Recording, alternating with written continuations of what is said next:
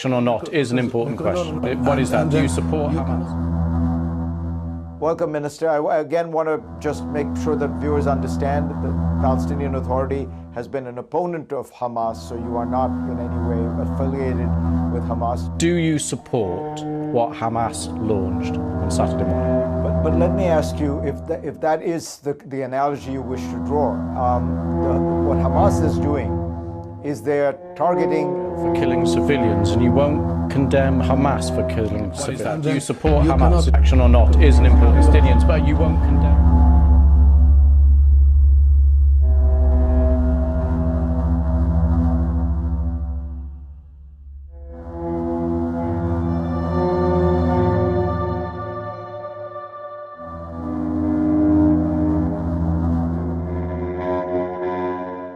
This question because I refuse the premise of it. Because at the very heart of it is misrepresentation. The government is giving orders for its organized army. So please don't draw any symmetry here.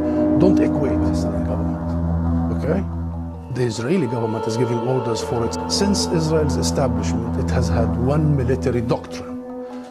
When it fights, it goes and fights in 48 and go back to the record. And this has been repeated in Gaza and will continue to be hundreds of times.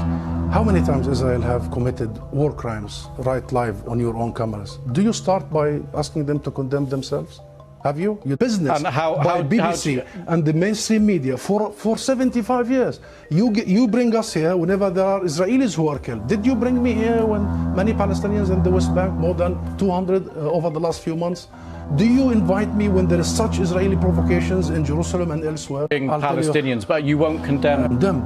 It's what you call the only democracy in the Middle East, that is Israel. That has evolved is a direct result of the continuation of the longest occupation in modern history, occupation of Palestinian land since 1967. This is 56 years of occupation that goes by normalization with Arab countries.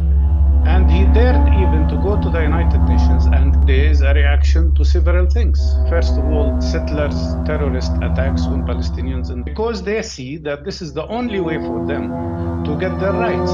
The question here is not about dehumanizing Palestinians as is happening and calling them terrorists. Longest occupation in modern history.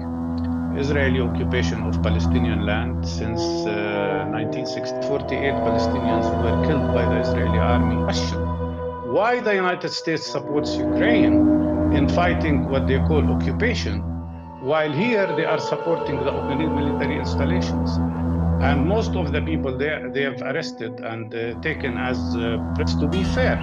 They cannot say that Israel has the right to defend itself, but we, the Palestinians, don't have the right to defend. These buildings are brought down to the ground, and we already are receiving reports about family.